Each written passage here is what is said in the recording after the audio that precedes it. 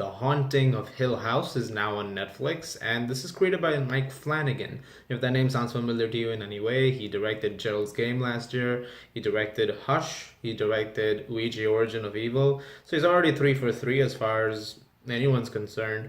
He's a damn good director who understands subtle horror and to make the characters in the film also horrific in their own ways. Not so much in the scary, but more psychological. And here we have an entire season one from him, which is directed all by him, by the way. 10 episodes, 10 hours here, about a very tragic story. A family that has taken this house that is 100 years old, and they're here for a temporary amount of time, just renovating it, and they'll settle to the next person and move on.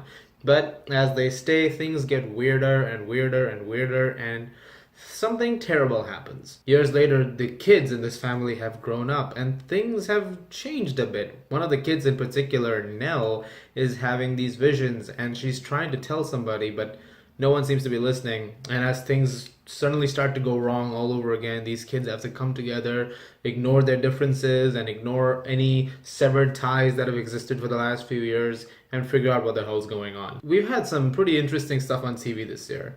Maniac just came out a few weeks ago, and that was an A+ from me. And I thought that was probably the best thing on television this year so far. Not anymore. I'm actually going to have a hard time reviewing this concisely in ways because part of me is still trying to get over certain things. This is an emotional journey. And once again, in a Mike Flanagan property, we're not seeing the horror as the things that appear and they look scary or the subtleties that he's known for. Well, which he is. And you see a lot of that in this season. In particular, there's some shots which you have to look a little closely. You may not see anything at first, and then you look a little more and you're like, oh. The horror he chooses to focus on is psychological. The thought of these characters, the neglect that they've shown, the stuff that's happened in their past, their distancing, the fact that they're not having, easy time believing each other, or how what happened in their childhood in Hill House has transcended years later, and the fact of what happened there continues to rip their family apart in so many strange ways. Really, isn't that sometimes where the scariest stuff comes from? Like, you tell a kid a ghost is scary, and the kid finds it scary, but as we grow up, that fear is not so much the fear that exists in us anymore. It's just the fear of life itself. Making mistakes, not being able to live with certain things, regrets, failing at something, not being able to maintain those relationships that you had before. And that way, those themes are prevalent throughout the entire season. And it makes for some very heartbreaking viewing, particularly with the character of Nell, because she's the most tortured character of the show. She might be one of the most tortured I've seen on television in years. Her story, especially in one episode where they highlight it, is one of the most sad things I have ever seen, at least in recent times. It's horrible. And you feel so bad for this character, and the whole time you just know there's nothing you can do about it. You wish you could do something about it because she seems like such a so sweet, innocent person who is just being given the worst of what life has to offer. And this is the point where I'm going to talk about the performance. I believe the actress's name is Victoria Pedretti. She's a fairly new actress, actually. I think this is like her first big role. And if she's not considered for awards after this season, I swear I'm gonna lose faith in all big major awards for television because my God, she is incredible. She carries pretty much the entire series because she is the series.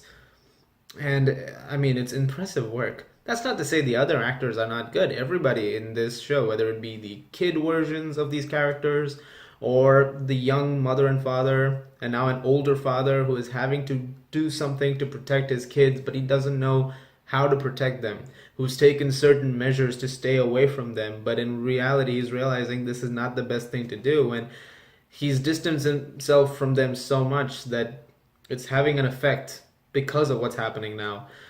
It's really sad. Carla Gugino as the mom, also splendid performance. They're all universally fantastic, and that's just also due to the writing and direction. Mike Flanagan is such a master in this. This is his peak work. This is everything we've loved about his work so far, all of it compiled into this product. So this is like his masterwork. This is, yeah, this is everything that you wanted to see from him, his full potential. Honestly, after this, I wonder what he's going to do next because this is just one of the first things he's done in a way. There's so much more of his career left, and I mean, this man understands horror. He understands it's not just about the creepy crawlies. Yes, those exist, but it's not always about them. It's about something more psychological. And again, he's done such a good job of portraying that. The editing as well is amazing because the show constantly jumps from one time to another between the past and the present, and it constantly does that for at least the first 9 episodes. Because it takes until the 10th episode for you to actually see the big outcome begin. Before that, you're actually building up this story from each character's perspective and each thing that's happening. There's only like 2 episodes in the middle where you actually get some more in the present. The rest of it, it all keeps going back to the past and sometimes coming back to the present and so on and so forth. It's so well done, and it never ever loses your attention, despite the fact that it is a slow burn and it requires some patience to watch at times. But I never minded that. Also, one of the things I really appreciate about this season is that certain things are left unexplained. Sometimes horror movies, TV shows, they make this mistake where they try to give you a little exposition on years ago there was a curse or there's this myth that's existed and you're seeing the reenactment of that. That sometimes take the suspense out of it because in those stories you can often also, as your audience member, find out what's the thing that's going to stop all of this from happening. Here, we don't get an explanation as to why this is happening at Hill House. It just kind of is. And suddenly, actually, that's fine.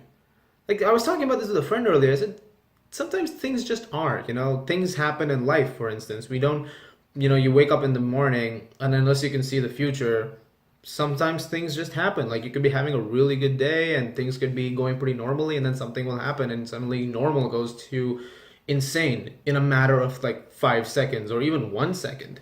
Similarly, in Hill House, things just are. It could be very normal at 1 second, and suddenly something will show up, or a door won't open, or something will be hidden inside a corner. Sometimes things are just best left unexplained. Also, because, like I said several times now in this review, that's not the point of this entire season. It's not the point of this story. It's about the characters. It's about the relationships. It's about trying to make amends when it might already be too late, but realizing that there still may be a chance to do so, to make corrections, to be able to go back and not necessarily rewrite history, but to alter the course of it as things progress in time. As I've been sitting and doing this, I've been also trying to think of flaws that I may have had, and I'm trying. I'm really really trying, and I can't find a single flaw with this entire season. I mean, no major flaws, maybe minor nitpicks, but I can't even think of many of those. I suppose if I'm watching this from another standpoint, I can see some people having a problem with the fact that if you're expecting a big ending, you're not gonna get that kind of a big ending if you're expecting like a big showdown with weapons and stuff. There's about 5 major scenes which are major tearjerkers. You will cry in those scenes, and probably quite a bit. There's one scene in particular, I'm not gonna spoil it, but it's just that breaks you. It just absolutely breaks you. Like I said, I mean, I can talk more and more about this, but I can't say more without going into spoilers. A last thing. When I was at Comic Con last week, they actually premiered a little bit of Haunting of Hill House. The entire cast was there at this panel. And that was something. When they talked about it, you had no idea what to expect. They kept talking about, how Mike Flanagan really did a great job handling the characters and All of it was great, and then that was fine. Um, but you could never have guessed from that panel what the show was gonna be, and I'm kind of glad. It's just so rare when a show is this good. Really, this is better than most movies out there. The writing is better than most movies out there. The everything on display here is magnificent. This is one of the best technically like filmmaking or anything, just media achievements I've seen this year. This is one of the best things. I wish this was a movie. I'd put it in top 10 my list for sure. I wish this was a movie. But whatever. I absolutely love this entire season. I can't wait to see what Mike Flanagan does next. As I said in my Gerald's Game review, I'm so in awe of this man. Please teach me your ways, Mike Flanagan. Please do. I'm gonna give The Haunting of Hill House season 1 an A plus.